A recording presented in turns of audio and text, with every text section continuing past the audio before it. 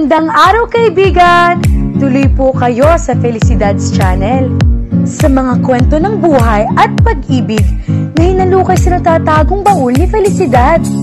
Pero bago po tayo magpatuloy, huwag niyo pong kalilimutan na i-like ang video, i-subscribe ang channel, at i-click ang notification bell para lagi kayong updated sa mga parating pa na upload.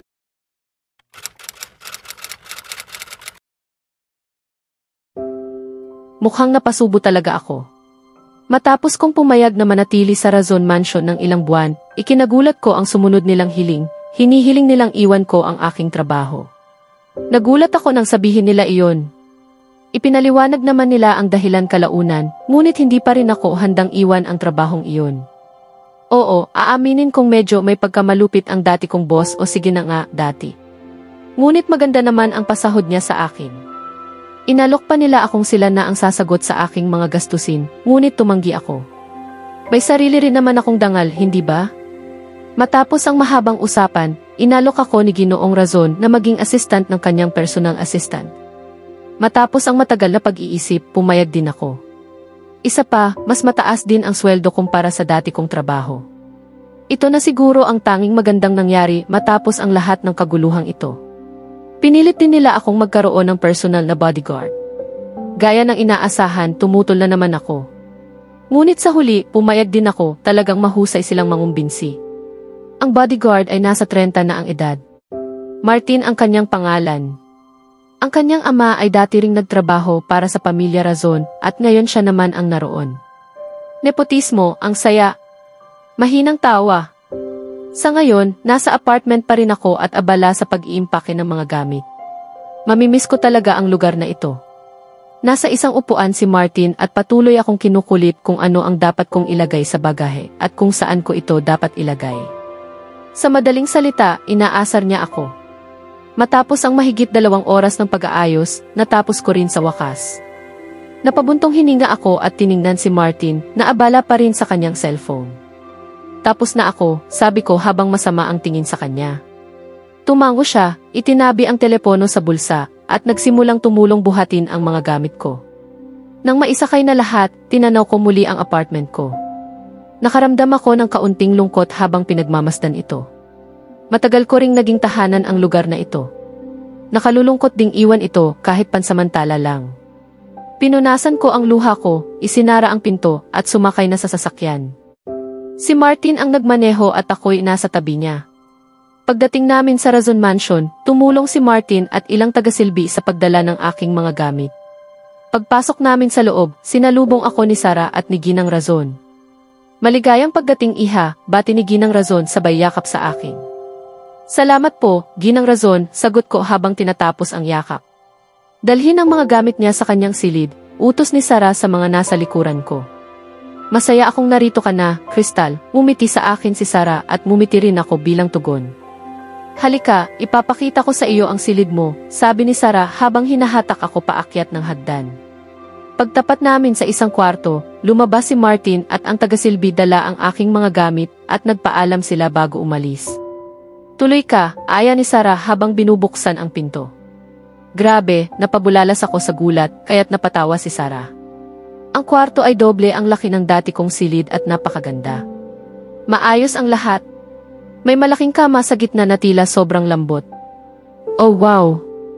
May malaking aparador, tokador, magagarang kurtina, malaking sofa, mesa sa pag-aaral, at marami pang iba.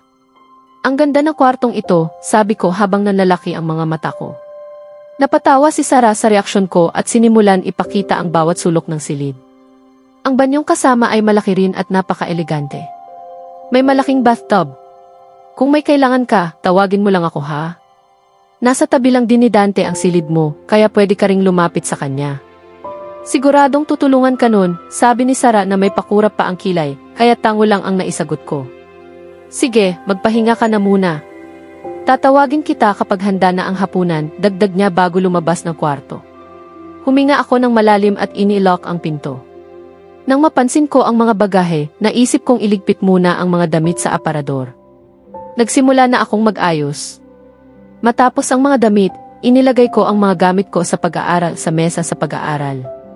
Sumunod naman ang mga gamit ko sa pampaganda sa tokador. Nang matapos ako, napabuntong hininga ako sa pagod at nahiga sa kama. Grabe! Ang lambot ng kama. Ang sarap! Pagkatapos ng halos 10 minutong paghiga, bumangon ako at kumuha ng t-shirt at pajama sa aparador para magpalit. Matapos magbihis, nagsimulang magsuklay ng buhok ng may kumatok. Binuksan ko ang pinto at naroon ang isang tagasilbi. Handa na po ang hapunan, binibini. Ipinapatawag po kayo ni Ginang Razon, magalang yang sabi at tumango ako. Habang papalapit ako sa hagdan, biglang may bumangga sa akin at ako'y natumba. Ano ba yan? Sabay naming sigaw ng lalaki. Pag-angat ko ng tingin, nakita kong si Dante iyon at nakakunot noo habang nakatingin sa akin. Grabe, siya na nga ang nakabangga, siya pa ang galit. Tumayo ako at tiningnan siya ng masama. Matuto ka sanang humingi ng paumanhin kapag may pagkakamali ka, sabi ko habang nakaakbay ang mga kamay. Ikaw ang bumangga sa akin, sagot niya, taas ang kilay. Hindi, ikaw ang bumangga sa akin kaya ako natumba, mariin kong sagot habang lalo pa siyang tinitigan. Ngunit sa halip na matakot o mahiya, tila natuwa pa siya. Anong sinabi ko na nakakatawa? Lampa ka kasi. Ikaw ang may kasalanan, anya sabay lakad palayo. Nanlaki ang mga mata ko sa sinabi niya. Hindi ako lampa. Sigaw ko habang nakatingin sa likod niya. Kahit medyo lampa talaga ako, hindi siya ang dapat magsabi niyan. Habang paakyat ako ng hagdan, sa pangalawang baitang mula sa huli, nadapa na naman ako. Wala nang bago. Pero nakita ako ng buong pamilya Razon na nadapa. Nakakahiya. Napangiti na lang ako ng pilit habang tumayo. Lumapit agad si Sarah sa akin. Ayos ka lang ba? Paano ka nadapa? May pag-aalalang tanong niya. Yus lang ako, sagot ko, iwas sa ikalawang tanong. Clumsy ka talaga, sabi ni Ginoong Razon habang nakangiti. Lalo pang lumaki ang mata ko sa narinig ko, ngunit mas lalo pa nang makita ko si Dante, nakangisi at may tingin na parang sinasabi, sabi ko na nga ba. Iniiwas ko na lang ang tingin at tumango. Pumunta na kami sa hapagkainan. Nanlaki ang mga mata ko sa dami ng pagkain sa mesa. Nakakagutom. Naupo na kaming lahat. Paupo na sana ako sa tabi ni Sarah pero inunahan ako ni Ginang Razon. Kaya't sa kabilang upuan ako naupo sa tabi ni Dante. Napabuntong hininga na lang ako sa loob. Pagkaupo ko, ngumiti si Dante at parang kinuhang suminga pero narinig ko siyang pabulong na nagsabi ng clumsy. Hindi ko na lang pinansin ang patutsada niya at nagsimulang kumuha ng chicken curry at kanin. Grabe, mukhang sobrang sarap. Habang kumakain, pinag-uusapan ng mga lalaki ang tungkol sa negosyo. Sina Ginang Razon at Sarah naman ay tungkol sa isang party. Tahimik lang ako sa umpisa, pero si Sarah at Ginang Razon ay panay pa rin ang kwento sa akin, kaya't hindi ako masyadong na out of place. Tinanong din ako ni Ginoong Razon kung pwede na akong magsimula kinabukasan pagkatapos ng klase ko. Ang kanyang personal assistant daw ang magbibigay ng mga tungkulin ko. Matapos ang hapunan, naghiwa-hiwalay na kami at bumalik sa mga silid. Nagsiset na sana ako ng alarm para bukas nang biglang may nag-message sa cellphone ko. Hala, sino ito sa oras na to? Pagtingin ko sa message, galing ito sa hindi kilalang numero. Sulitin mo ang pribilehiyo hanggat maaari kasi hindi ito magtatagal. MK. Ano raw? Nakunot ang noo ko sa pagkalito. Anong ibig sabihin nito? Sino si MK? Naisip ko itong mabuti, ngunit sa bandang huli, pinili kong matulog na lang. Mahaba ang araw bukas, at kailangan ko ng maayos na tulog para makasurvive. Magandang gabi, Crystal. Nagising ako sa nakakairitang tunog ng aking alarm clock, at napagulong sa kama habang umuungol. Pagkatapos patayin ang alarm, kinusot ko ang aking mga mata upang luminaw ang paningin. Diyos ko! Napakunot ang noo ko sa bagong kapaligiran, ngunit agad namang bumalik sa aking isipan ang katotohanan, nasa Razon Mansion na ako.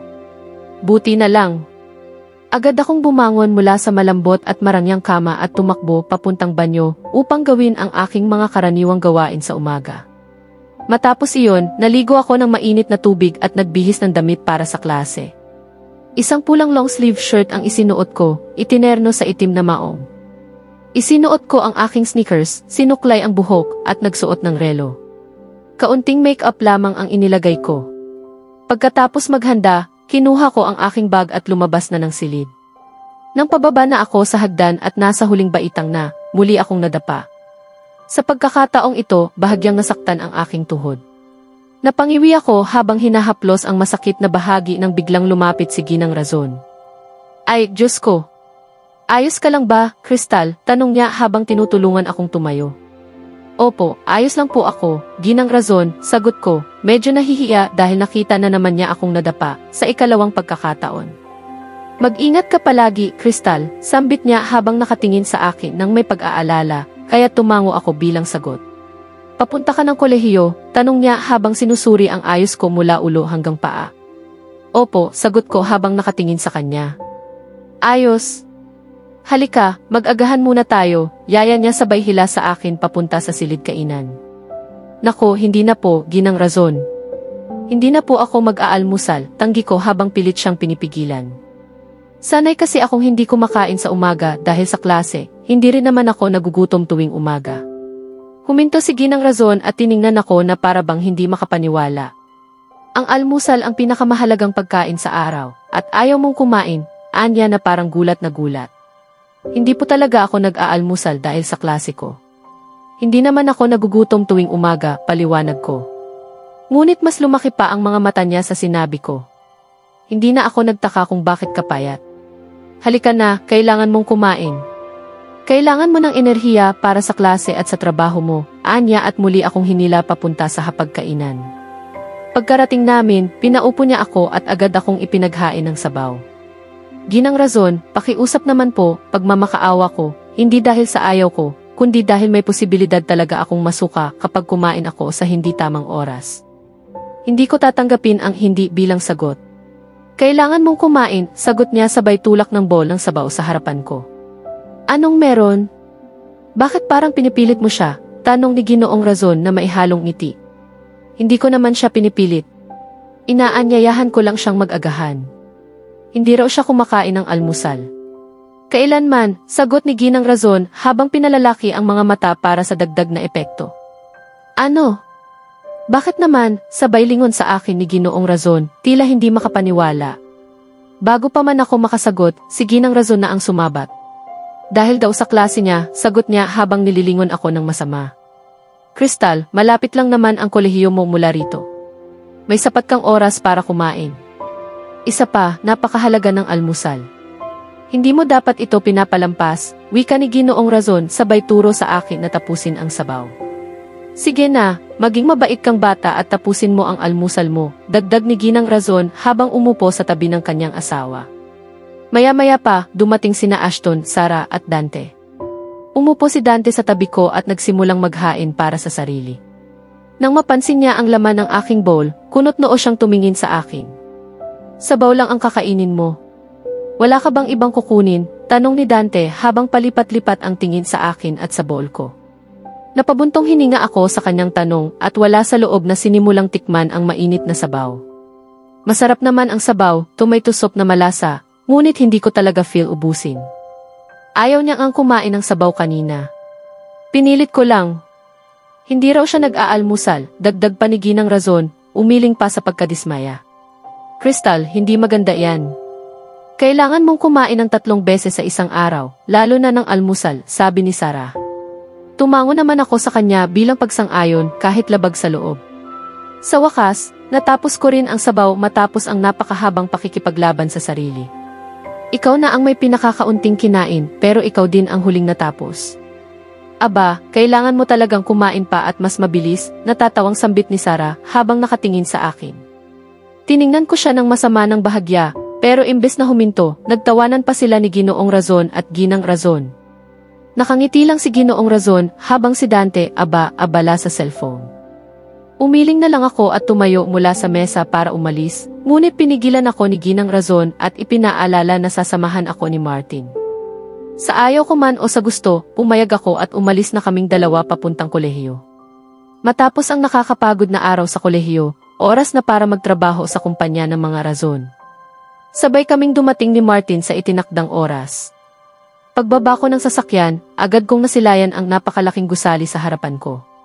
Napakalaki ng opisina nila. Hindi pa rin ako makapaniwala na dito na ako magtatrabaho. Huminga ako ng malalim, sinulyapan si Martin at ngumiti siya sa akin ng mahina. Huwag kang mag-alala. Magiging maganda ang unang araw mo. Good luck, sabi niya habang nakangiti. Umiti rin ako pabalik at nagsimulang maglakad papasok ng gusali. Pagpasok ko sa gusali, agad kong naramdaman ang mabilis na pagtibok ng aking puso. Napakagarbo ng loob, lahat ng bagay ay mukhang mamahalin. Mula sa mga kasangkapan, disenyo, hanggang sa mga taong naroroon, lahat ay mukhang mayayaman at propesyonal. Ang kanilang pananamit ay formal ngunit kahanga-hanga. Sa isang iglap, naisip kong tumalikod at tumakas, ngunit pinili kong huminga ng malalim at magpatuloy. Lumapit ako sa resepsyonista, isang magandang babaeng tila nasa kanyang 30s. Excuse me, sabi ko matapos ko linisin ang aking lalamunan. Tumingin siya sa akin at inalis ang kanyang salamin. Yes, sagot niya. Ako po si Crystal Garcia. Itinalaga ako bilang assistant ng personal assistant ni Ginoong Razon at ngayon po ang unang araw ko. Pwede niyo po ba akong tulungan kung saan ako pupunta? Tanong ko. Tumayo siya at kumuha ng isang bagay mula sa drawer. Ikaw pala iyon, wika niya sabay abot sa akin ng ID card. Ito ang iyong ID. Siguraduhin lagi mo itong dala. Diretso ka lang tapos gamitin mo ang elevator papuntang 15 palapag. Doon, may isa pang resepsyonista na mag-aasikaso sa iyo. Nagpasalamat ako at nagsimulang lumakad patungo sa elevator. Pinindot ko ang pindutan para sa 15 palapag. Sa loob, may 2 babae at isang lalaki. Lahat sila ay mukhang propesyonal at seryoso. Habang naghihintay ako sa pagdating ng tamang palapag, bigla akong nakatanggap ng mensahe mula sa hindi kilalang numero. Tinatamasa mo ang titulong asawa na dapat ay akin. Asawa talaga ano yon? At sino ito? Bago ko pa man mapag-isipan, dumating na ang 15 palapag. Agad akong lumabas ng elevator at nagsimulang maghanap ng resepsyonista. Sa isang sulok, napansin ko ang babaeng abala sa pagtatype. Lumapit ako sa kanya, ngunit bigla akong natapilo. Bago pa man ako tuluyang bumagsak, may humawak sa akin, si Dante. Tiningnan niya ako na maihalong aliw sa mga mata, tapos ay ngumiti ng pilyo. Napasinghap ako at agad na binawi ang kamay ko mula sa kanyang pagkakahawak. Kanina sa lupa, tapos sa hagdan, ngayon naman sa patag na sahig. Tapos sasabihin mong hindi ka lampa, sabay taas ng kilay. Hindi ako lampak, mariin kong sagot. Tiningnan lang niya ako na parang sinasabing, talaga ba? Ibig kong sabihin, iniisip ko lang kasi ang trabaho ko kaya ako nadapa, palusot ko na agad ko ring pinagsisihan. Wala kang sense sa paliwanag mo, alam mo ba yon? Anya habang nakataas pa rin ang kilay. Pinili kong huwag na lang siyang pansinin at naglakad na papunta sa resepsyonista, ngunit hinawakan niya ang aking pulsuhan, pinigilan akong makaalis. Ano ba? Inis kong tanong. Ano ba raw? Wala kang sagot kaya tatakbo ka na lang? Duwag ka, sabi niya na may halong biro ngunit nakakaasa. Hindi ako duwag. Paano mong nasabing duwag ako? Bahagyang mataas ang tono ng boses ko. Aba, syempre. Duwag, sambit niya muli, may ngiting mapanukso. Tiningnan ko siya ng masama at sinubukang bawiin ang braso ko, pero lalo pa niyang hinigpitan ang hawak. Bakit? Tumatakbo ka na naman sa katotohanan, tanong niya na may nakakalokong ngiti. Hindi Sa totoo lang, abala ako. Unang araw ko ngayon kaya gusto kong magsimula agad. Hindi ko kayang sayangin ang oras ko sa walang kwentang diskusyon, sagot ko, may pilyong ngiti rin. Napatawa siya. Tama na. Sumama ka na sa akin, sabay hila sa akin palayo. Ha? Saan mo ako dadalhin? Sabi ng resepsyonista, dapat doon ako pumunta, tanggi ko habang pilit na umaatras. Hindi mo na kailangang pumunta doon, sagot niya sabay patuloy sa paglalakad. Pagdating namin sa harap ng isang opisina, binitiwan niya ang aking braso. Una kong tiningnan ang nameplate. Kumatok si Dante sa pinto at may narinig kaming pasok. Pagpasok namin, nakita naming si Ginoong Razon ay may kausap na lalaking tila nasa 40s. Papa, tawag ni Dante, kaya tumingin si Ginoong Razon sa amin at mumiti. Dante, hello Crystal, bati niya at tumayo mula sa kanyang upuan. Magandang araw po, Ginoong Razon, bati ko rin na may ngiti. Isa siyang mabait na tao, kabaligtaran ng anak niya. Crystal, ipapakilala ko sa iyo si Kevin Ferrer, ang aking personal assistant. Kevin, siya si Crystal Garcia, ang sinasabi kong magiging assistant mo. Hello, Crystal, sabay abot ng kamay ni Ginoong Ferrer. Magandang araw po. Ikinagagalak ko po kayong makilala, sagot ko habang nakikipagkamay. Ako rin, tugon niya sabay ngiti. Crystal, mula ngayon si Kevin na ang magiging boss mo. Siya ang magbibigay sa'yo ng mga gawain pagkatapos ng klase mo. Mabait si Kevin kaya't huwag kang kabahan. Pero syempre, huwag mo kaming bibiguin, wika ni Ginoong Razon. Opo, gagawin ko po ang aking makakaya, sagot ko ng masigla. Halika na, Crystal. Ipapakita ko sa'yo ang desk mo at ipapaliwanag ang trabaho mo, sabi ni Ginoong Ferrer, kaya sumunod ako. Bago ako lumabas ng opisina, sumulyap muna ako kay Dante na nakatingin na pala sa akin. Dinilaan ko siya ng padabog at tumalikod. Pero imbes na mainis, mukhang natuwa pa siya. Pilya kong pinaglaruan ang buhok ko at naglakad palayo. Pagdating namin sa isang opisina, tumigil kami sa tapat ng may nameplate, Kevin Ferrer. Akin to, sabi niya sabay lakad sa katabing glass cabin, at ito naman ang sayo. Nagulat ako nang mabasa ang nameplate, Crystal Garcia. Hala! May sarili akong opisina. Nagustuhan mo ba? Tanong ni Ginoong Ferrer.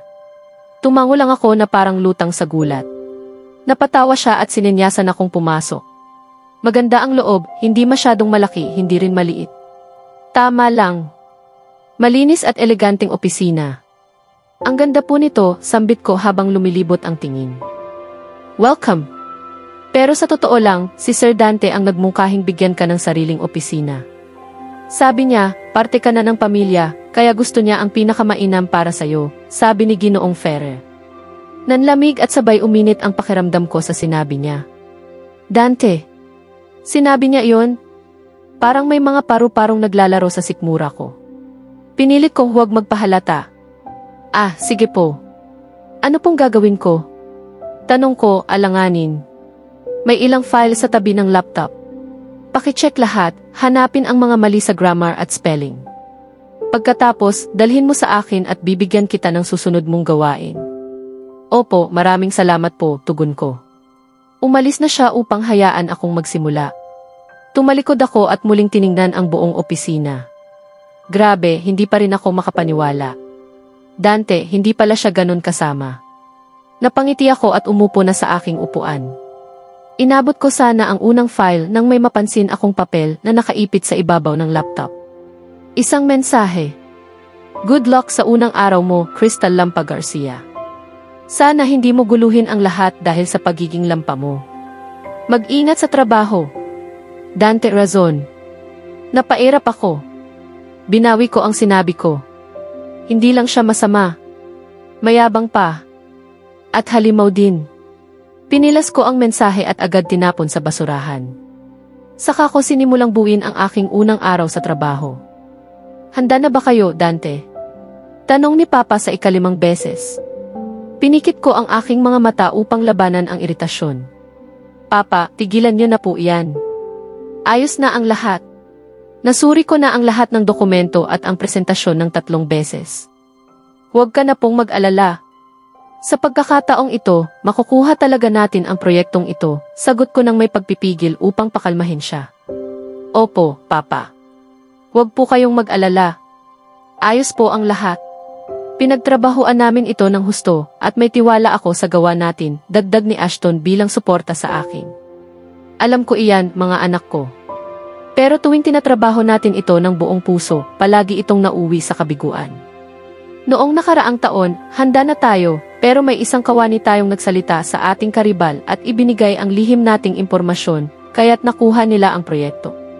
Naway sa pagkakataong ito, walang mangyaring masama, hingal ni Papa, halatang punang pag-aalala. Huwag po kayong mag-alala, Papa.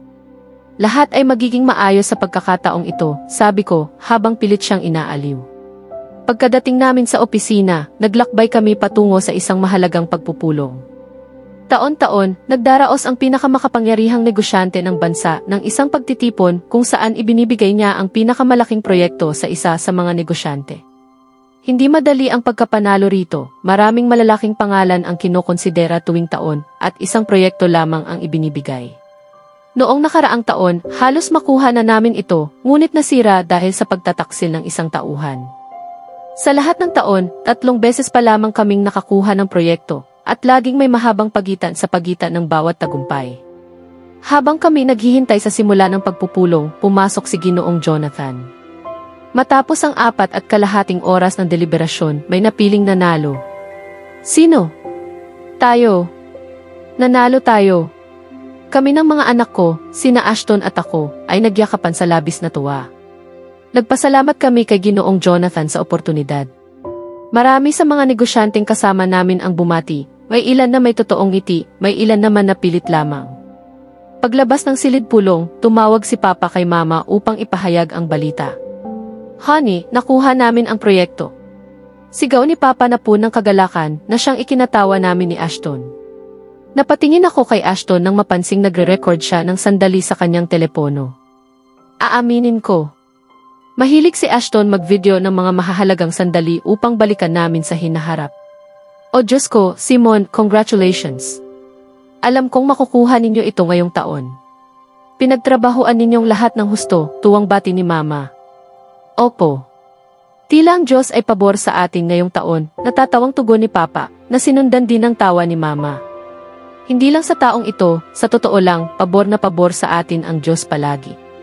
Ang kontrata natin sa Ayala ay naputol, si Dante ay napalaya sa mapait na kapalaran, at ngayon kasal na siya kay Crystal. At ngayon, nakuha natin ang proyektong ito, sabi ni Mama. Bigla akong nakaramdam ng kakaibang kirot sa dibdib. At, o Diyos ko! Biglang napahinto si Mama, tila may naalala. Lahat kami nagtaka. Anong nangyari, Mama? Tanong ni Ashton habang hawak pa rin ang telepono. Katatapos ko lang mapansin kung gaano kaswerte si Crystal para sa atin. Mula nang dumating siya sa opisina ninyo, nagkaroon tayo agad ng proyekto, at sa unang beses ngayong taon, tumaas ang kita ng clothing brand ko ng 45% kumpara sa nakaraang taon, pagkatapos niyang pumasok. Paliwanag ni Mama at tumango si Papa. Hindi ko man gustong maniwala agad, pero tila ganun nga. Si Crystal ay swerte sa atin, wika ni Papa nang may bahagyang ngiti. Naisip ko ring gumiti, ngunit hindi iyon lumabas.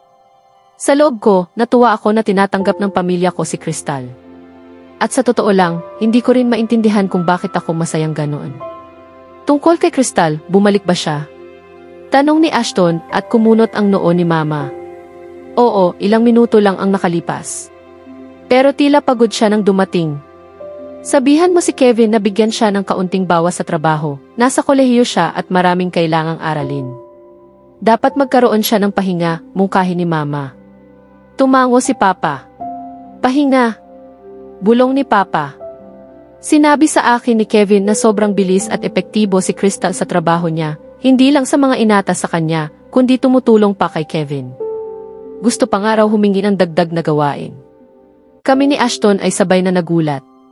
Ang batang babaeng ito. Ano? Totoo ba yan? Tanong ni Mama, halatang gulat na gulat. Opo, Mama. Bago kami tumawag sa inyo, tiningnan ko ang mensahe ni Kevin at doon ko nalaman. Si Crystal, kakaiba siya. Iba, sagot ni Papa sabay tawa. Tama, sabay naming sinabi ni Mama. Tumingin sa akin si Papa nang may bahagyang pagtataka. Agad akong tumingin palayo. Nang lingunin ko si Ashton, nakangisi siyang nakatingin sa akin. Utang na loob. Napagpasyahan kong huwag pansinin ang ngisi niya at tumingin na lang sa telepono ni Mama.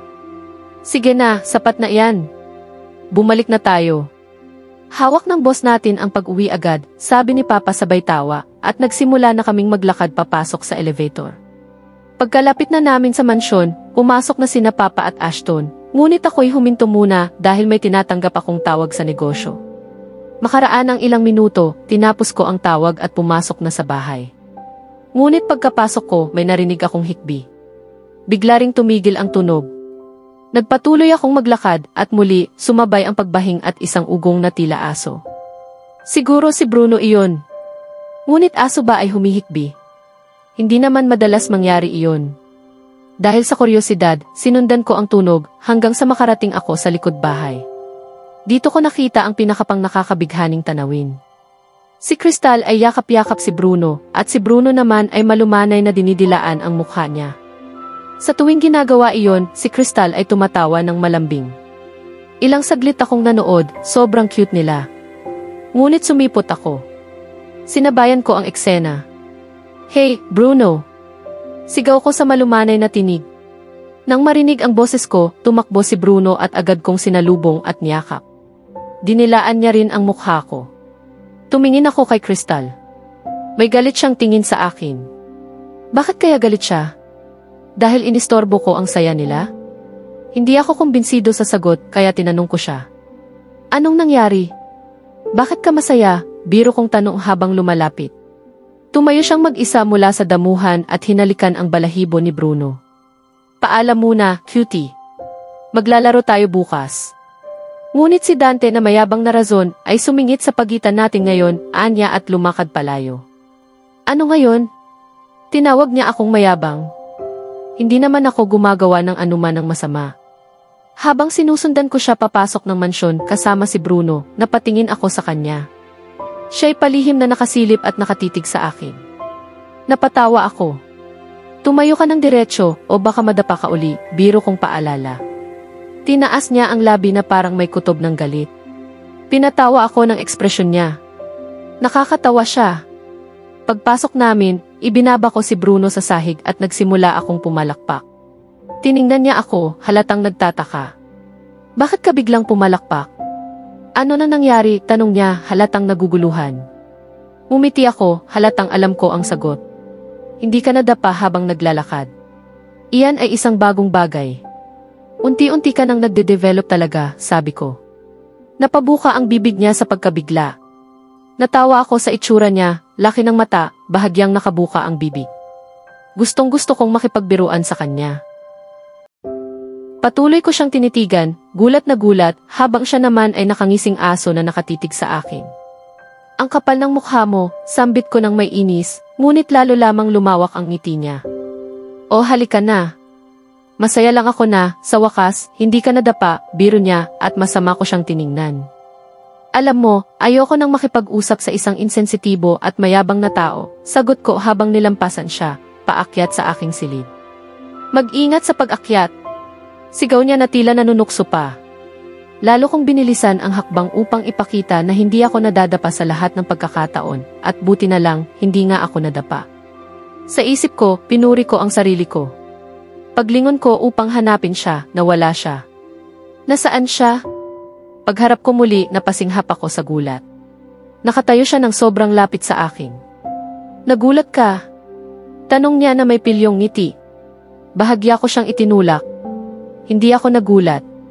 Nagkataon lang na bigla kang lumitaw kaya. Kaya nagulat ka, putol niya sa akin.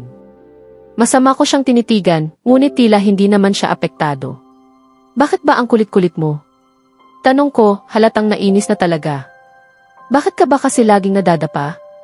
Balik niyang tanong na lalo lang nagpainit ng ulo ko.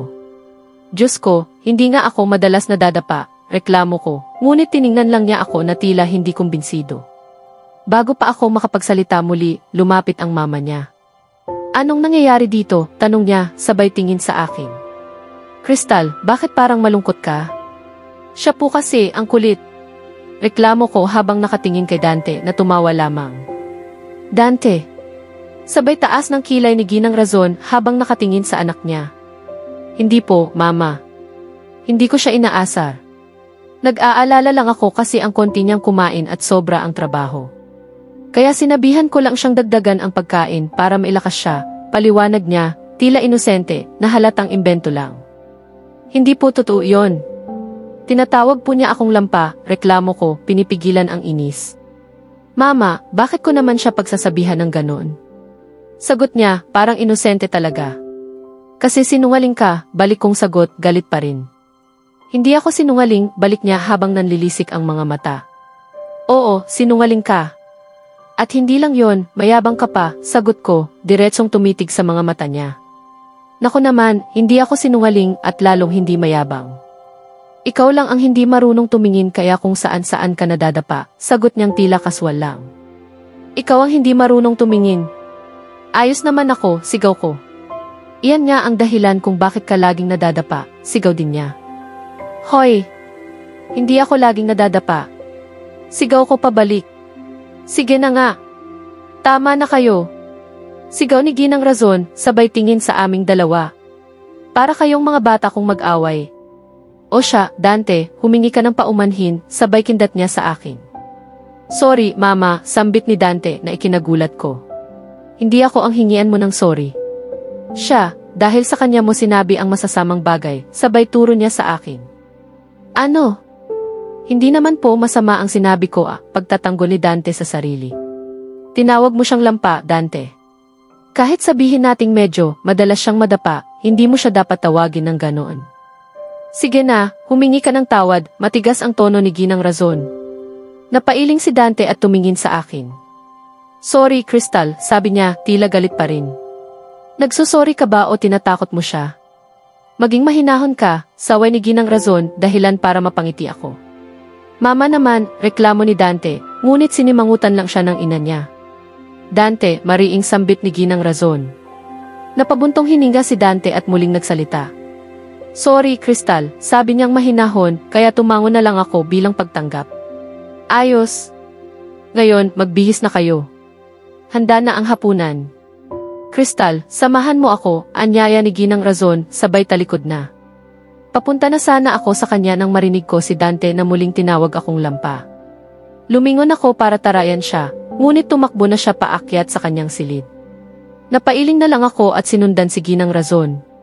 Nasa hapagkainan na kaming lahat at sabay-sabay na kumakain. Ang sarap ng pagkain nila rito. Parang laging lutong bahay na may pagmamahal.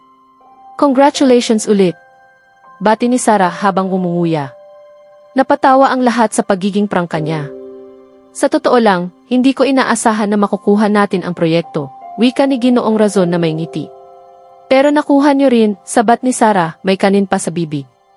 Habang abala kami sa pagkain, bigla namang nag-vibrate ang cellphone ko, may mensahe na naman mula sa di kilalang numero. Napakunot ang noo ko. Magbabayad ka rin sa pagiging tuso mo. Kay. Ano na naman ito? Inilapag ko ang cellphone sa gilid, pero hindi ko na maalis sa isipan ko ang mensaheng iyon. May ideya na ako kung sino ang nagpapadala ng mga ito, malamang si Madison iyon. Pero ang mas iniisip ko ay kung paano niya nakuha ang numero ko. Napabuntong hininga ako habang pinipilit kong ituon ang isip sa pagkain, pero nababagabag talaga ako. Crystal, tawag ni Sarah. Ha, sagot ko, gulat sa pagkaalimpungatan. Nasaan ang isip mo? Ilang ulit na kitang tinatawag. Sabi niya habang natatawa. Pasensya na. Wala naman. Gusto mo ba ng panghimagas? Tanong niya. Agad akong umiling. Ayoko. Hindi ko gusto ang matatamis, sagot ko, halos masimangot. Totoo, simulat sa pool, hindi talaga ako mahilig sa matatamis, kahit cake. Tuwing kaarawan ko, hindi ako nilalagyan ng lola ko ng cake dahil alam niyang hindi ko gusto iyon. Ha, hindi mo gusto ang dessert? Gulat niyang tanong. Tumango lang ako. Ay grabe, si Dante rin, ayaw ng matamis? Sabi ni Sarah habang lumilingon-lingon sa amin. Pagkasabi niya noon, ramdam kong may malamig ngunit matalim na tingin na nakatuon sa akin. Hindi ko na kailangang lumingon para malaman si Dante iyon. Marami silang pagkakatulad, ani naman ni Ginoong Razon. Nang lingunin ko siya, may banayad siyang ngiti. Lumingon ako kay Dante at tama nga ako, tinititigan niya ako. Ngunit iba ang tingin niya. Agad kong iniwas ang tingin ko at itinuloy ang pagkain. Nang malapit na akong matapos, muli na namang tumunog ang cellphone ko. Akala ko mensahe na naman mula sa di kilalang numero. Ngunit si Dante na ito. Tinignan ko siya, abala lang sa pagkain at hindi man lang tumitingin. Binuksan ko ang mensahe. Napakunot ang noo ko. 5 paraan para maging mas maingat at komportable sa pagkilos. Anong problema ng lalaking ito? Agad ko siyang binalikan ng mensahe.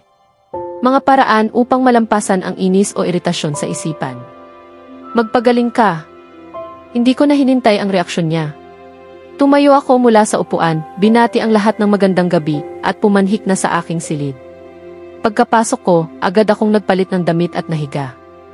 Matapos kong makumpleto ang 100 push-ups, pinunasan ko ang pawis sa aking noo at nagtungo na sa aking silid. Ngunit habang dumadaan ako, agad na nakuha ng pansin ko ang kwarto ni Crystal, nakatabi lang ng aking silid. Isang ngiti ang kusa kong naipinta sa aking labi habang iniisip siya. Isa siyang kakaiba, nakakatawa at aminado akong maganda rin. Medyo matigas ang ulo at sobrang lampa, pero galit na galit kapag tinatawag siyang ganoon. Napakakulit.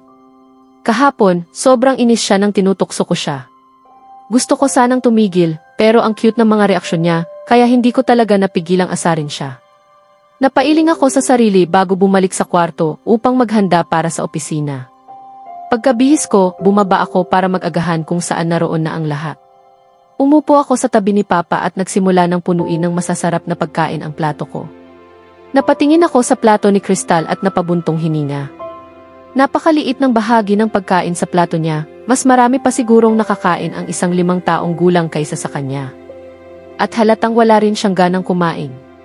Sa tingin ko, dapat tayong mag-party. Anong sa inyo? Biglang sambit ni Ashton. Party? Para saan naman? Tanong ni Sarah na tila naguguluhan.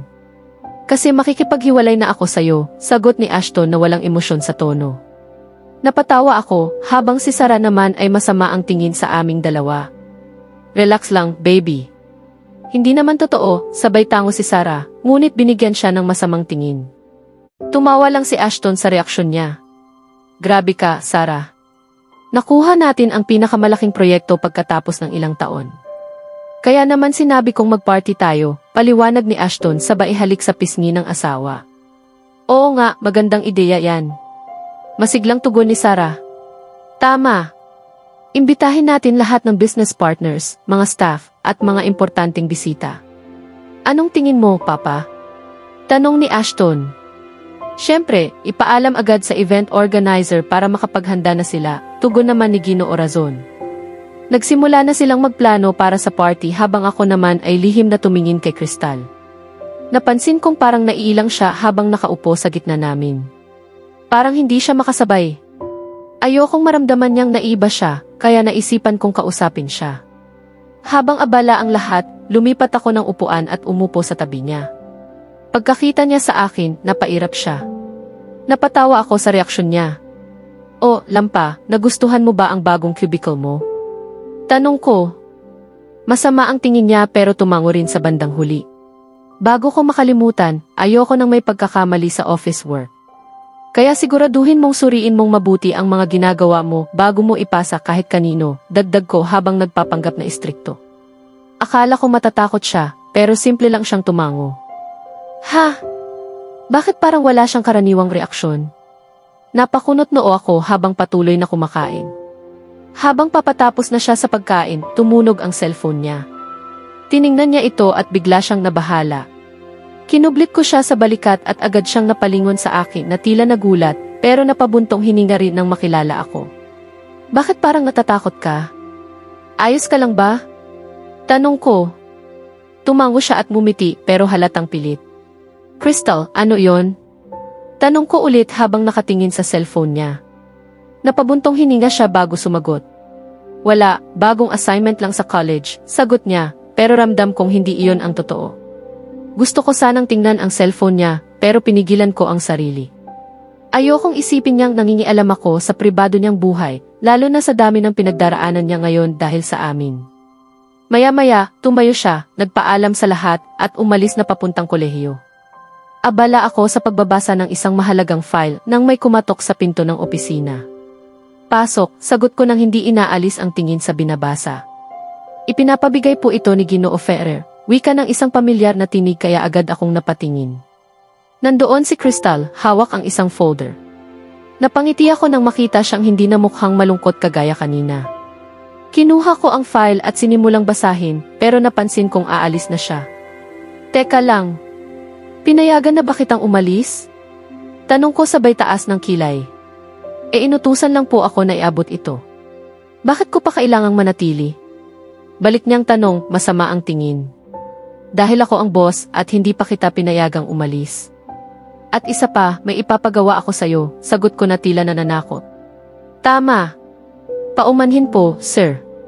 Ano po ang kailangan ninyo? Balik niyang sagot pero may hamon ang tingin. Ipa-deliver mo ako ng black coffee, walang asukal. At cheese pasta na rin, sabay ngiti ko ng malapad. Akala mo ba waiter ako? Tanong niya habang nakapamiwang. Hindi, pero nagtatrabaho ka sa ilalim ko at tungkulin mong sumunod sa utos ko, sagot ko ng may formal na tono. Sumusunod lang ako sa mga utos na may kinalaman sa opisina, hindi sa personal mong kagustuhan. Mag-utos ka sa iba kung gusto mong iserve ang kape at pasta mo, sagot niya habang nakatitig sa akin gamit ang malalaki at magandang mata. Alam mo bang pwede kitang tanggalin sa trabaho ngayon din? Tanong ko habang pinapalalim ang boses. Pero mukhang wala siyang pakialam. Hindi mo ako kayang tanggalin, sagot niya na may halong ngisi. At bakit naman hindi, tanong ko, sabay krus ng mga braso sa harapan ko. Kasi hindi papayag si Ginoong Razon, sabay ngiti niya ng malaki. Napatahimik ako at hindi ko agad na lamang sasabihin. Napailing na lang ako habang napapangiti. Iba ka talaga, sambit ko. Alam ko, sabay kindat niya. Sige na nga, talo na ako. Pwede ka nang umalis, sabi ko.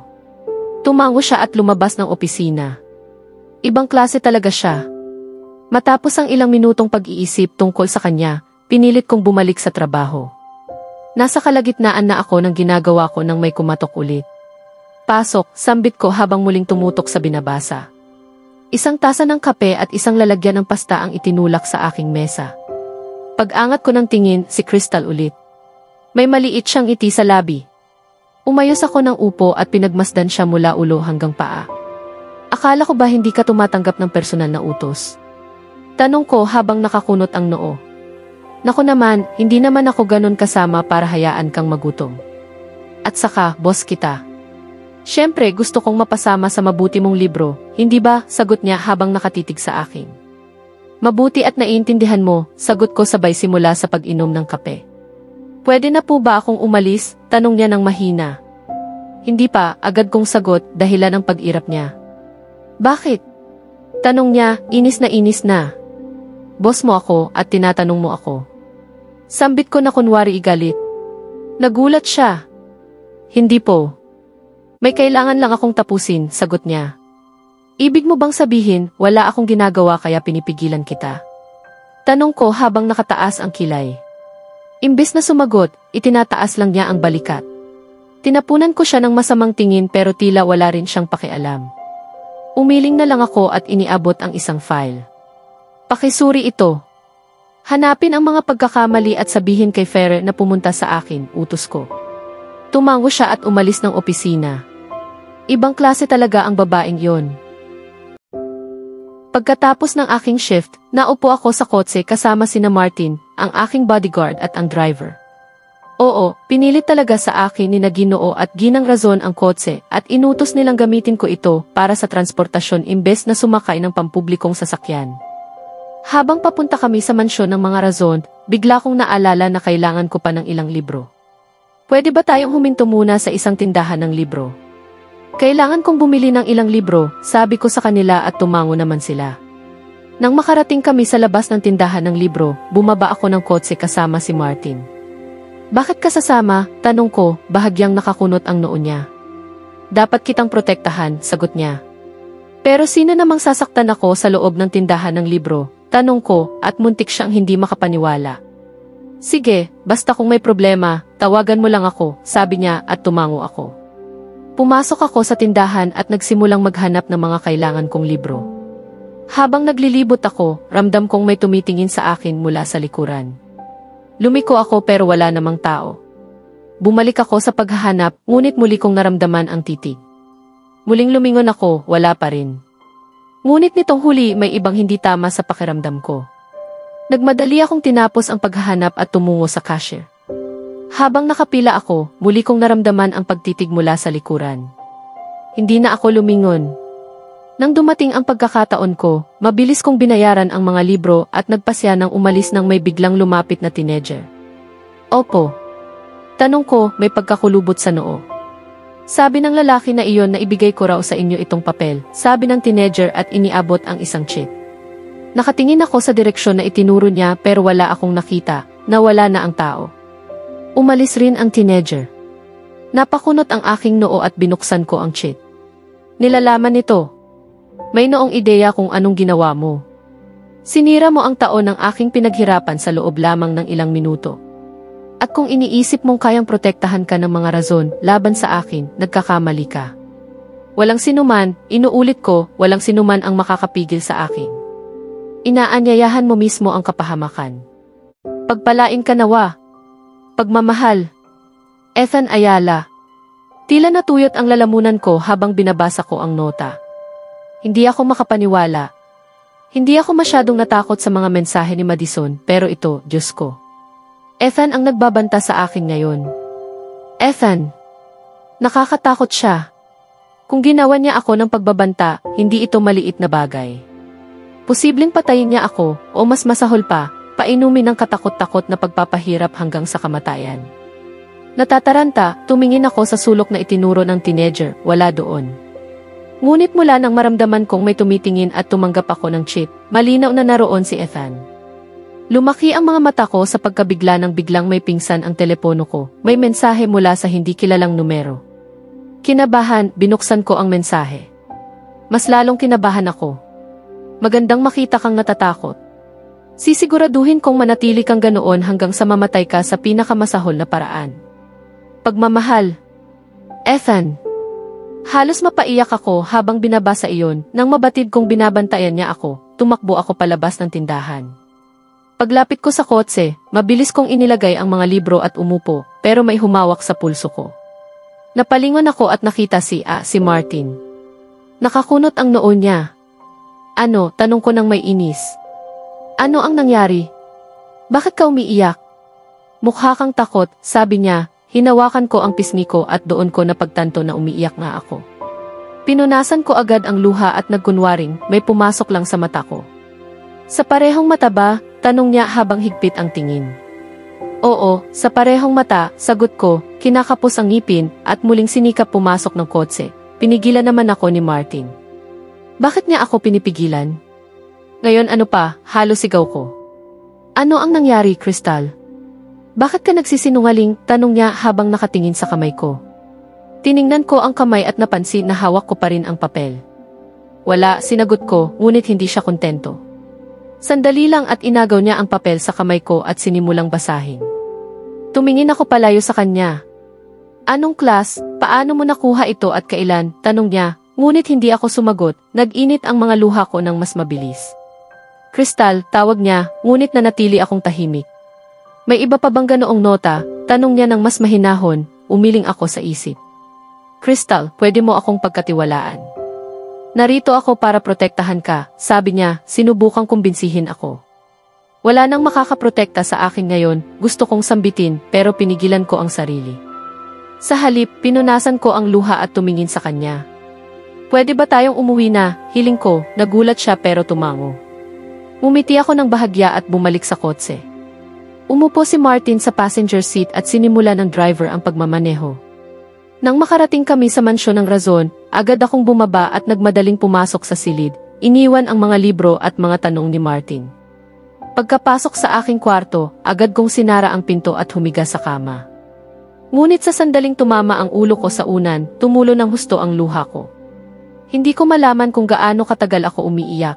Unti-unti naman ay napapagal ang mga mata ko at napapaluha pa rin habang dahan-dahang natutulog. Pagkatapos magtrabaho ng todo, sa wakas nakauwi ako.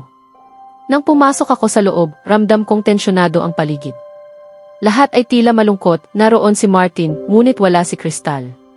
Ano ang nangyari? Tanong ko habang tumayo at lumapit sa aking mama.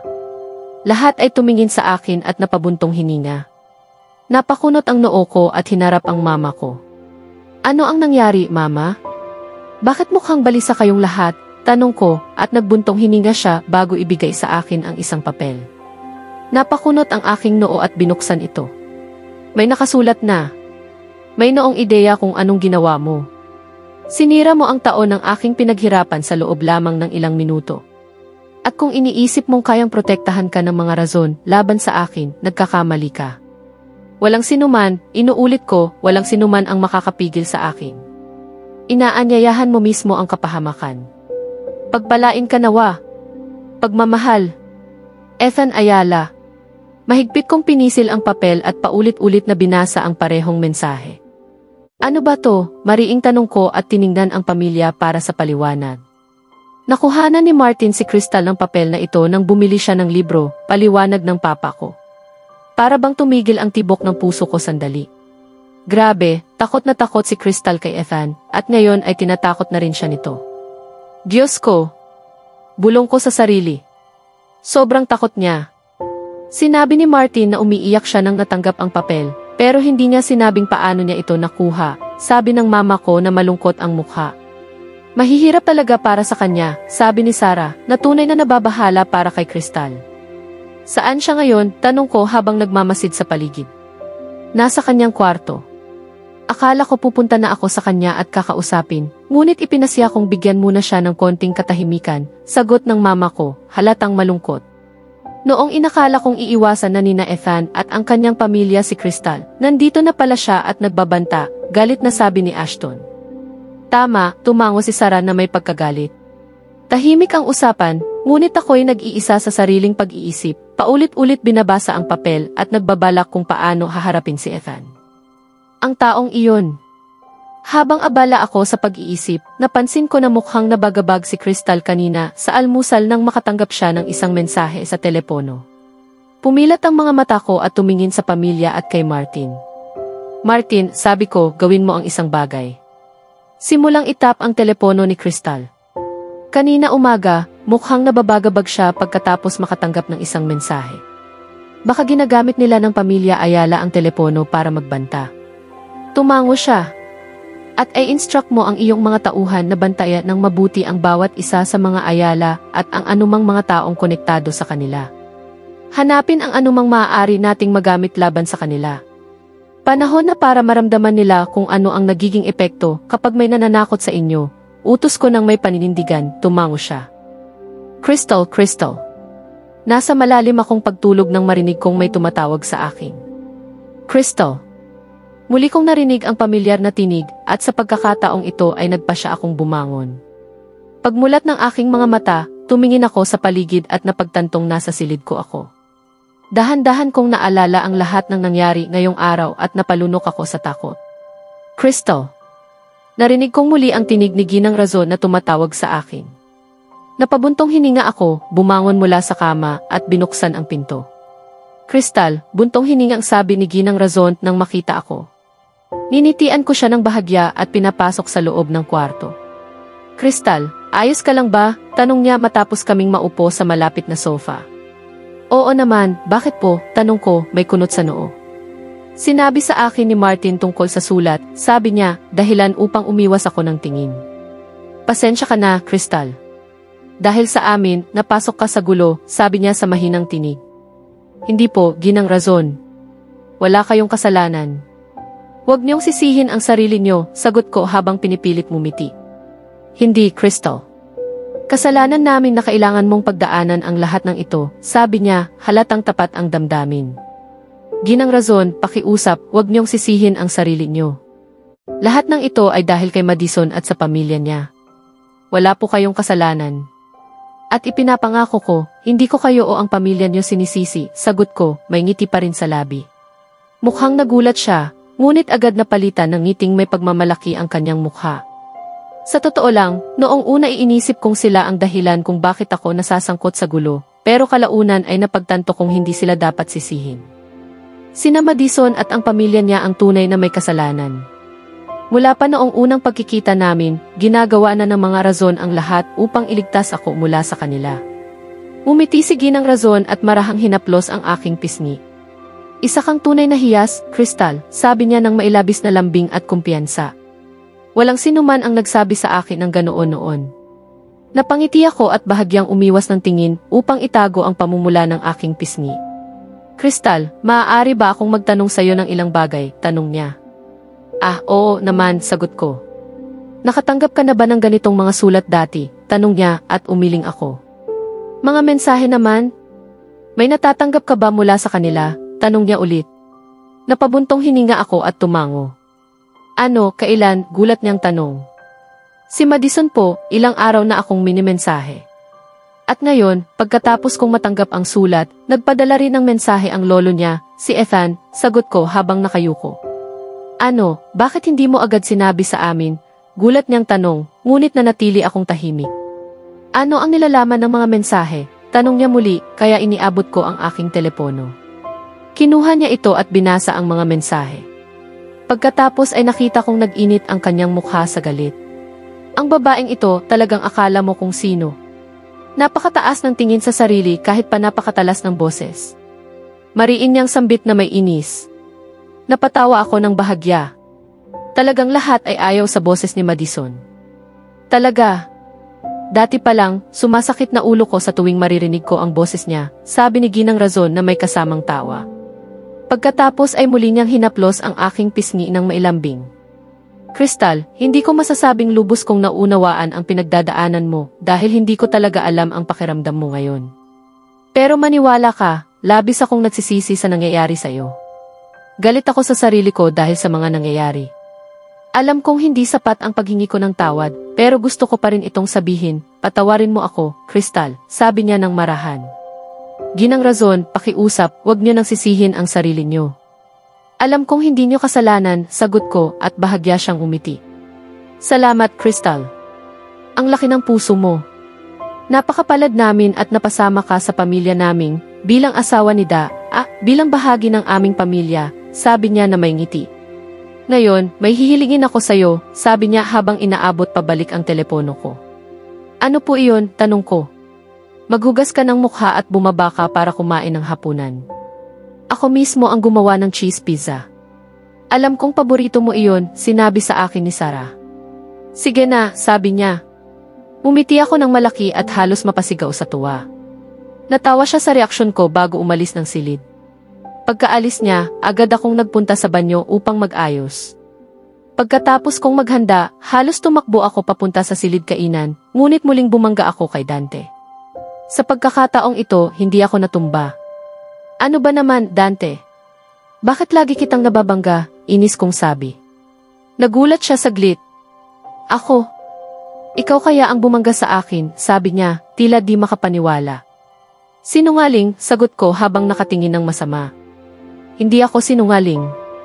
Ikaw ang bumangga at ngayon ako pa ang sinisisi mo, balik niya habang nakatitig din. Alam mo, ayoko nang makipagtalo sa'yo. Ang inis mo, sabi ko at nagsimula ng lumakad palayo. Pero hinawakan niya ang kamay ko at hinila ako palapit sa kanya hanggang sa dumikit ako sa kanyang dibdib. Masungit pala ako ha, tanong niya ng marahan, nakatitig diretso sa aking mga mata. Mahinahon niyang ungol, tila hinihintay ang sagot ko, ngunit hindi ako nakapagsalita. Napakabilis ng tibok ng puso ko at pakiramdam ko'y mailibo-libong paru-paro sa tiyan ko.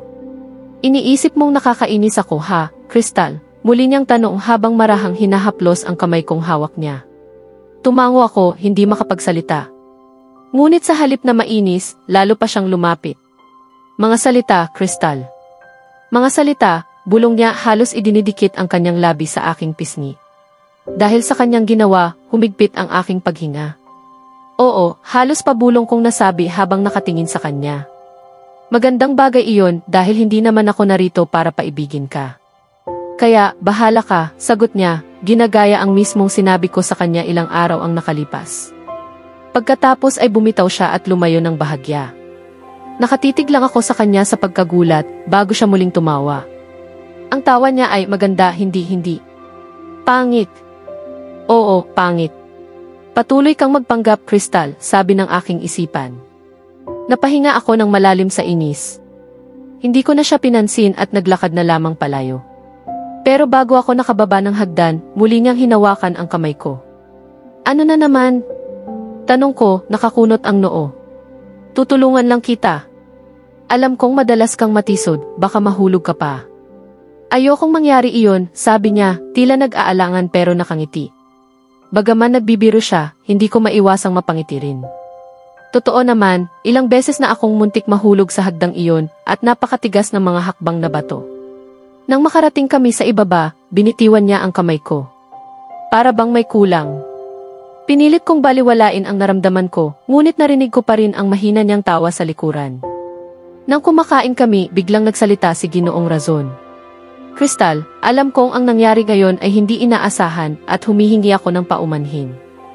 Ipinapangako kong mula ngayon, walang Ethan o sinuman ang mang-aabala sa'yo, sabi niya ng may sinseridad. Wala pong problema, Ginoong Razon. Hindi niyo kasalanan at salamat po sa tulong, sagot ko, bahagyang nakangiti. Hindi mo kailangang magpasalamat, Crystal. Tungkulin naming protektahan ka. Isa ka na sa aming pamilya, sabi niya ng may mainit na ngiti. Pamilya. Isa raw akong bahagi ng kanilang pamilya. Panandalian lang. Huwag kang magpaka-ilusyon, Crystal. Nandito ka lang ng pansamantala. Pagkatapos ng ilang buwan, maghihiwalay din kayo ni Dante at mawawala ka rin sa pamilyang ito.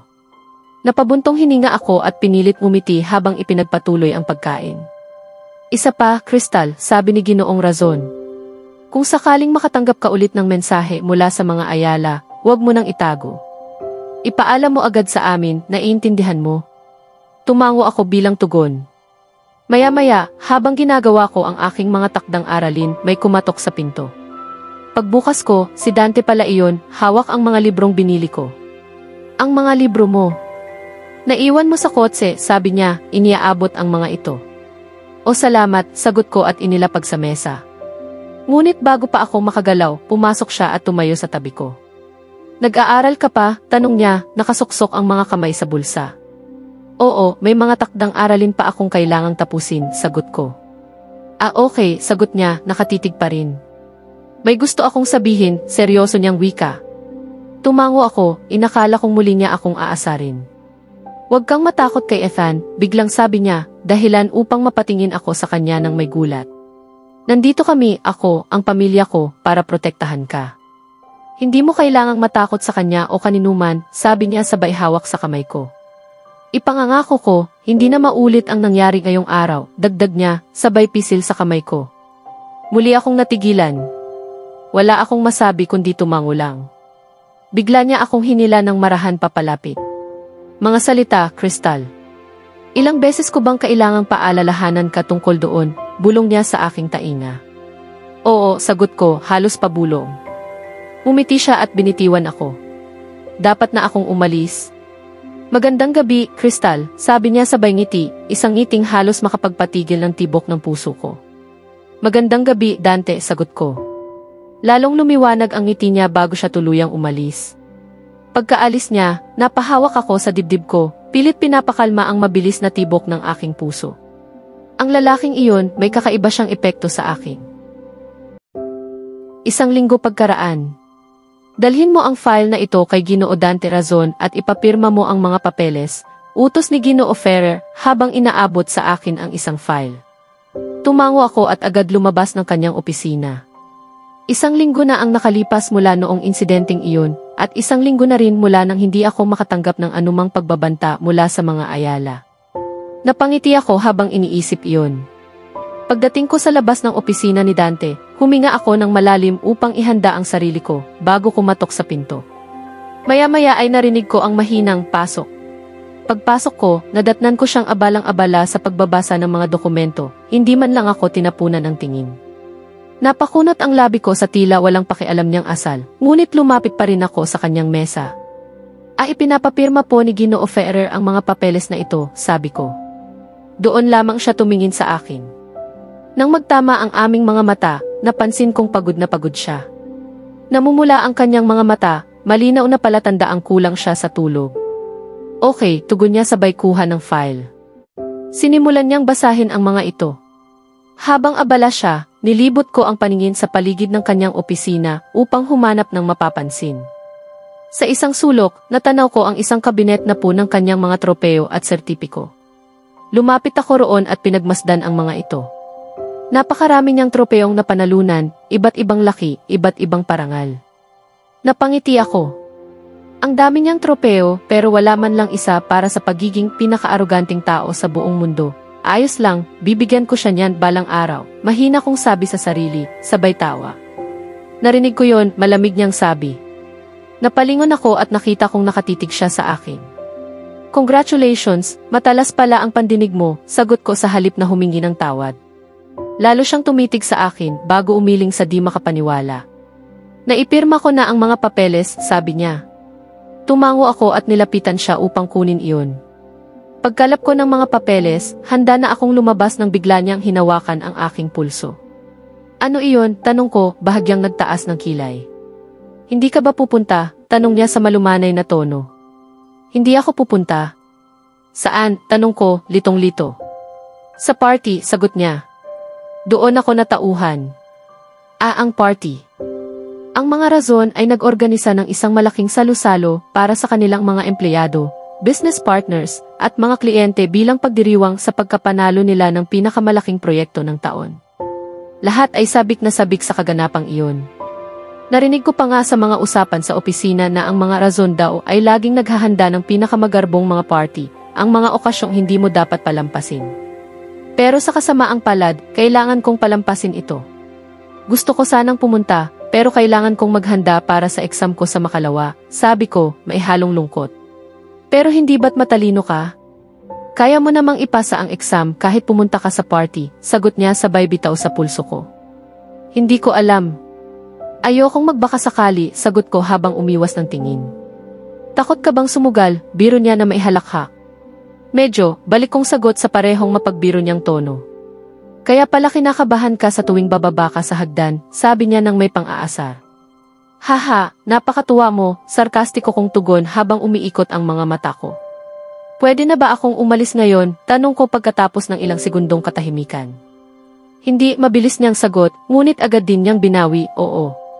Pagkakaabot ko ng file kay Ginoo Ferrer, bumalik ako sa sarili kong opisina upang tapusin ang mga natitirang gawain. Pagkatapos ng shift ko, umuwi ako sa Razon Mansion, tahimik at walang tao. Siyempre, nasa party na silang lahat sa mga oras na iyon. Napabuntong hininga ako at nagtuloy sa aking silid. Pagdating doon, nagpalit ako ng damit at nag-ayos ng sarili. Habang nagsusuklay ako ng buhok, may kumatok sa pinto. Pagbukas ko, si Maria, ang isa sa mga kusinera, ang bumungad. Ma'am, inihanda ko na po ang hapunan ninyo, sabi niya. Hapunan, tanong ko, medyo nagulat. Opo, sabi ni Ginang Razon na mananatili po kayo dito, kaya ipinagluto ko kayo, paliwanag niya. Napangiti ako. Si Ginang Razon talaga, isang anghel. Laging nag-aalala at nag-aalaga sa akin. Mauna ka na sa baba. Susunod ako agad, sabi ko at tumango siya bago umalis. Bumalik ako sa salamin, itinali ang buhok sa magulong bon at naglagay ng kaunting moisturizer bago lumabas ng kwarto. Habang bumababa sa hagdan, bigla kong naalala kung paano laging nandyan si Dante sa tuwing ako'y umaakyat o bumababa. Napangiti ako at mahigpit na hinawakan ang railing, upang siguradong hindi ako madulas. Pagdating sa hapagkainan, nagsimula akong kumain. At heto si Maria, umupo sa tabi ko at hindi ako tinantanan hanggang sa maubos ko ang pagkain. Hindi ako pinatayo hanggat hindi ko naubos ang hapunan, ayon daw sa utos ni Ginang Razon. Mabait si Maria, pero napaka-strikto. Tinakot pa akong tatawagan si Ginang Razon para isumbong na ayaw kong kumain. Nang sa wakas ay matapos ako, napabuntong hininga ako sa ginhawa. Masarap naman ang luto ni Maria, pero hindi talaga ako mahilig kumain ng marami. Hindi dahil nagda-diet ako, sadyang mabilis lang akong mabusog. Habang papalabas ako, tumunog ang telepono ko. Mensahe iyon mula sa group chat namin sa opisina. May nagbahagi ng link ng panayam ni Dante. Nang makita ko ang thumbnail, may larawan niya at gaya ng dati, hindi ko napigilang mapatitig. Hindi ba siya marunong magmukhang pangit kahit minsan? Tila imposible. Kung hindi siya negosyante, siguradong magiging modelo siya. Sa panayam, una niyang tinalakay ang proyekto at mga gawain sa kumpanya. Ngunit maya-maya, nagsimulang magtanong ang interviewer tungkol kay Madison. Ginoo Razon, bago pa kayo ikasal, nagbigay ng pahayag ang mga ayala na kayo raw at si Madison ay ikakasal. Ngunit ikinasal kayo sa ibang babae. Bakit niya nilaro ang damdamin ni Madison? Tanong ng mamamahayag. Mali po kayo riyan. Hindi ko nilaro ang buhay ni Madison. Siya ang nagtangkang manipulahin ang akin. May iniibig na siyang iba noon, pero gusto pa rin niyang ipakasal sa akin para sa pera at kasikatan. At ang mga ayala ang nagpakalat ng balitang ikakasal kami, tugon ni Dante ng may kumpiyansa. Bagaman hindi lahat ng sinabi niya ay totoo, hindi rin iyon buong kasinungalingan. May mga lumabas na ulat na ang napangasawa ninyo ay ang babae ng inyong buhay. Totoo ba ito? Tanong ng interviewer. At doon ko alam na magsisinungaling na siya ng tuluyan. Totoo iyon. Masaya akong kasal sa babaeng mahal ko, sabi niya na may maliit ngunit tapat na ngiti. Kahit alam kong hindi iyon totoo, may kakaibang init na bumalot sa puso ko. Sino po ang maswerteng babae? Makikilala ba namin siya ngayon? Tanong pa ng interviewer. Sana nga, pero hindi pa maaari, sagot ni Dante. Bakit naman? Tanong ng mamamahayag. Dahil gaya ng nabanggit ko, mahiyain ang asawa ko pagdating sa kamera. hindi pa niya gustong ipakita ang sarili niya ngayon. Pero balang araw, magpapakita rin kami sa publiko, sagot ni Dante habang nakatingin ang diretso sa kamera. At hindi ko alam kung bakit, pero habang nakatingin siya sa lente, para bang ako mismo ang tinitingnan niya. Pagkatapos ng ilang tanong, natapos ang panayam. Tumayo ako mula sa pagkakaupo at palabas na sana nang biglang tumunog ang telepono ko. Si Ginoo Ferrer ang tumatawag. Napakunot ang noo ko. Bakit siya tatawag sa ganitong oras? Hello? Sagot ko. Hello, Crystal. Hingal niyang tugon, tila nagmamadali. Opo, Ginoo Ferrer, sagot ko, nagtataka. Crystal, pakinggan mo akong mabuti. Nasa alanganin ako ngayon, at ikaw lang ang makakatulong sa akin, sabi niya, halatang pagod. Sige po, paano ako makakatulong? Tanong ko ng mahinahon. Naiwan ko ang mahalagang pendrive sa opisina. Pakiusap, puntahan mo agad ang opisina, pumunta sa aking silid, at kunin mo ito sa pangalawang drawer ng kabinet, mabilis niyang sambit. Ngayon po, ganitong oras? Tanong ko, sabay tingin sa orasan, 11:00 na ng gabi. Oo, Crystal, ngayon. Napakahalaga ng pendrive na iyon sa event ngayong gabi. Kung hindi mo makukuha, maaari nating mawala ang proyekto, paliwanag niya. Nanlaki ang mga mata ko sa pagkagulat. Hindi pwede. Lahat ay nagsumikap para sa proyektong iyon. Hindi po. Kukunin ko agad iyon, mabilis kong sabi habang tumatango. Mabuti. Pag nakuha mo na, pumunta ka sa Manila Hotel, doon ginaganap ang party.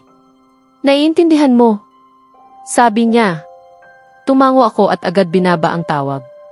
Dali-dali akong umakyat sa kwarto, kinuha ang aking bag at kaunting pera. Siguradong nasa bahay si Martin ngayon, hindi ko na siya dapat abalahin, bulong ko sa sarili. Tahimik akong lumabas ng Razon Mansion nang hindi napapansin at agad nag-book ng Grab. Pagdating ng sasakyan, sumakay ako at nagtungo sa opisina upang kunin ang pendrive para kay Ginoo Ferrer. O mas tamang sabihin, para sa mga razon. Alam mo kung ano ang pinakamagandang bahagi ng buhay?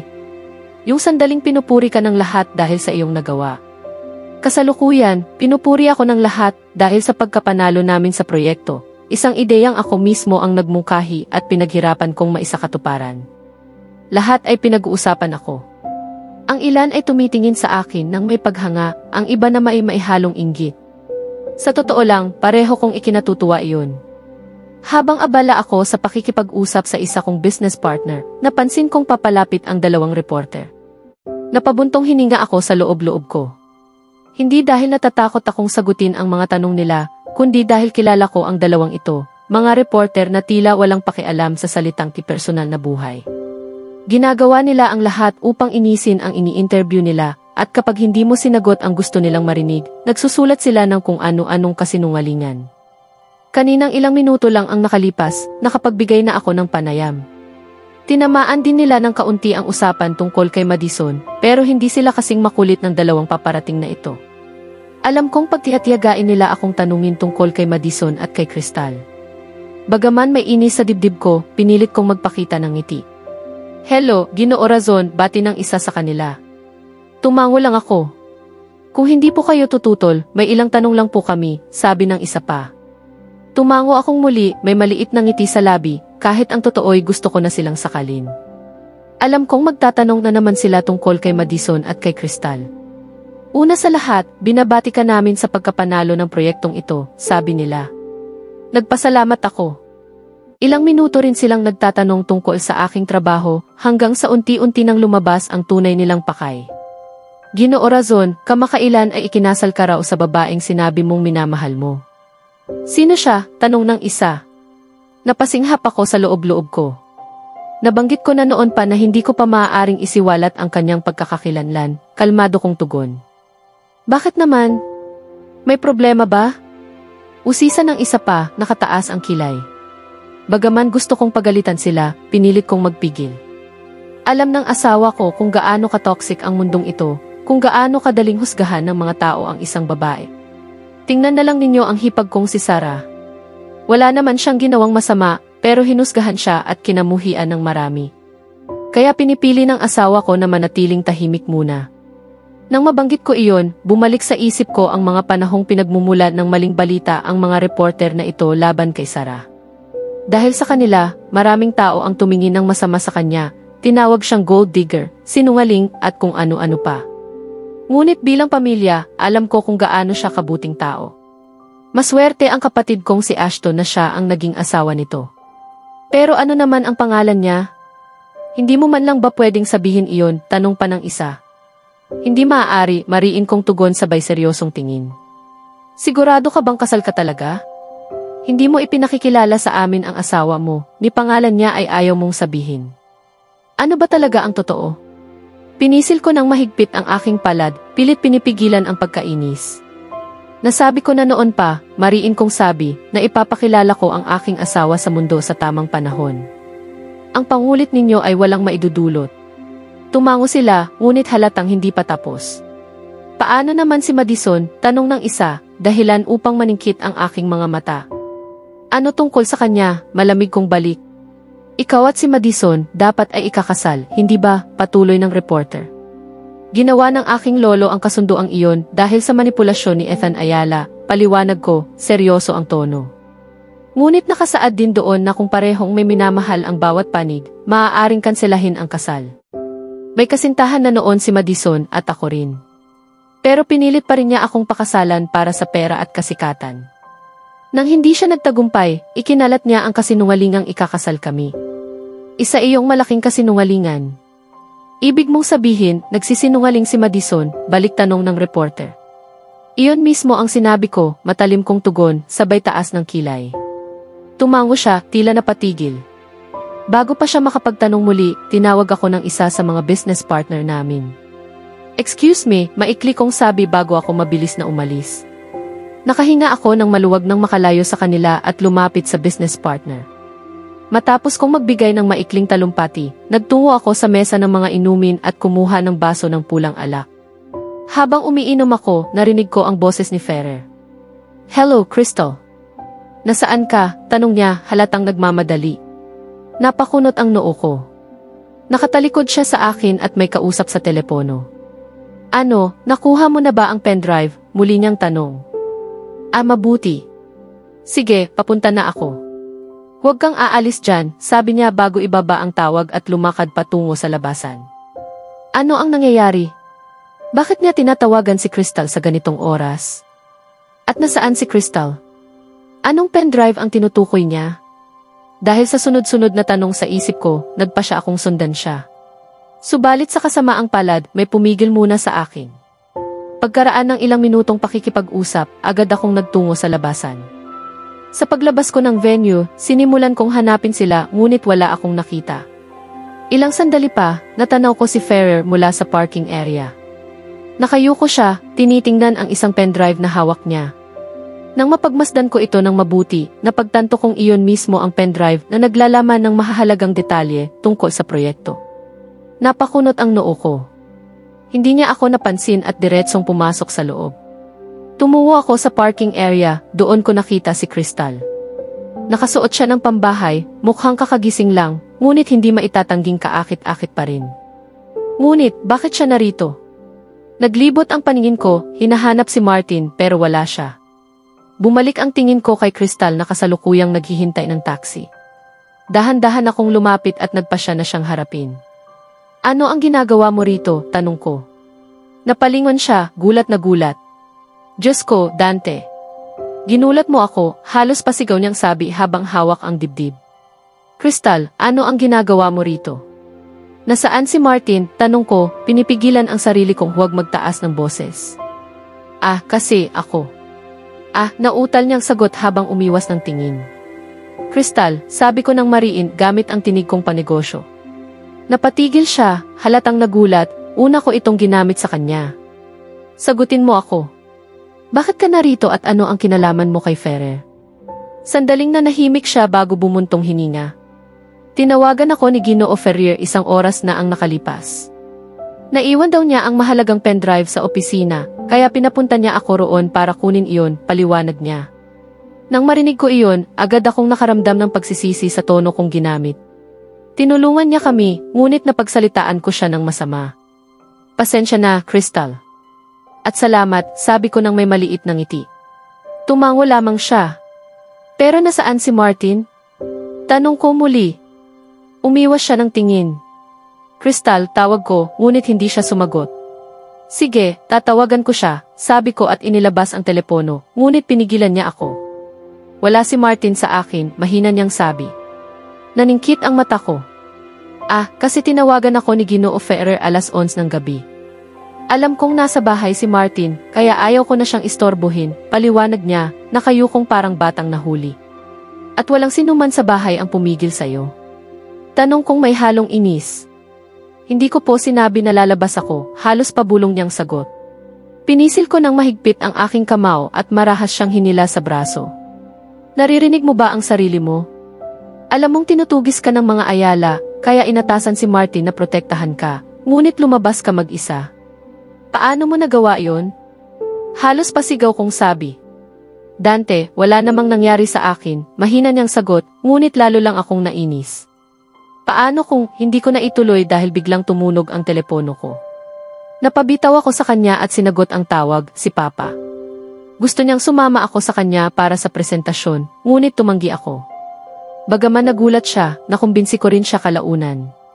Pagkababa ng tawag, tumingin ako kay Crystal na nakatalikod, ayaw akong tingnan. Sumama ka sa akin, utos ko sabay hawak sa kanyang kamay. Ano? Saan? Tanong niya, gulat na gulat. Noon ko lang napansin ang bahagyang pagluha ng kanyang mga mata. Napamura ako sa isip at marahang pinahid ang luha niya. Pasensya na, bulong ko, at siya ay napatitig sa akin na para bang hindi makapaniwala. Uwi tayo, sabi ko at nagsimulang maglakad patungo sa aming pribadong parking area, ngunit pinigilan niya ako. Pero Dante, gabi ng tagumpay mo ito. Dapat nandito ka. Kaya ko nang umuwi mag-isa, sabi niya, ngunit umiling ako. Hindi ka uwi ng mag-isa, at iyon ang pasya ko, mariin kong sagot sabay hila sa kanya. Habang naglalakad kami, bigla siyang napatigil. Nakita kong nasagi ng paa niya ang isang bato at agad namuo ang dugo sa kanyang daliri sa paa. Diyos ko, Crystal, ayos ka lang ba? Agad kong tanong habang yumuko upang tingnan iyon, ngunit umatras siya. Oo, ayos lang ako, mabilis niyang tugon. Tumayo ako, ngunit halatang nagsisinungaling siya.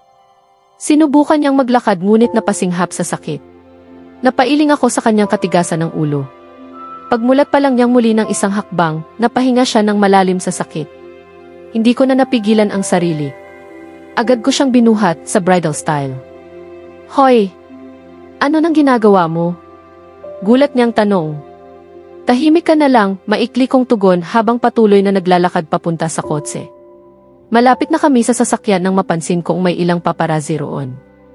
Crystal, itago mo ang mukha mo, bilis. Utos ko agad. Ano, gulat niyang sagot. Crystal, huwag ka nang magsalita at itago mo ang mukha mo. Nandyan ang mga paparazzi, makikilala ka nila anumang sandali, mariin kong sabi. Buti na lang, mabilis siyang yumuko at itinago ang mukha sa dibdib ko. Bagaman dapat ay kinakabahan ako, may kung anong kakaibang damdamin ang bumalot sa akin nang maramdaman ko siyang ganoon kalapit. Ngunit itinabi ko muna ang nararamdaman at nagpatuloy. Nang sa wakas ay makarating kami sa kotse, narinig ko ang mga sigaw. Ginoo Razon, sino siya? Siya ba ang asawa mo? Siya ba ang kalaguyo mo? Sino siya? Ipakita mo ang mukha niya. Gold digger ba siya? Dinig ko ang sunod-sunod na sigawan ng mga paparazzi habang pinipigilan sila ng mga gwardya. Sinamantala ko ang pagkakataon upang maipasok si Crystal sa kotse, pati na rin ang sarili ko at mabilis na pinaandar ang sasakyan. Nakatungo si Crystal, pilit itinatago ang mukha. Habang nagmamaneho ako palayo, nakita ko sa salamin ng kotse na patuloy pa rin silang nagkakagulo sa labas. Napabuntong hininga ako nang makalayo sa kanila. Tumawag ako kay Papa at sa kapatid ko upang ipaliwanag ang nangyari at hilinging ayusin nila ang sitwasyon. Sumang-ayon naman sila, bagaman halatang hindi natuwa si Papa. Matapos kong ibaba ang tawag, tumingin ako kay Crystal, mahimbing na siyang natutulog. Gusto ko sanang magalit pa rin dahil sa ginawa niyang pagiging pabaya, ngunit isang tingin lang sa kanya at parang nawawala lahat ng galit ko. Totoo nga, may kakaiba siyang epekto sa akin. Sa susunod na kabanata, haharapin ni Dante at Crystal ang matinding gulo matapos kumalat ang mga larawan nilang magkasama sa harap ng publiko. Habang lumalala ang intriga, Mapipilitan si Dante na pumili ang protektahan si Crystal o ang pangalan ng kanilang pamilya. Kaya abangan natin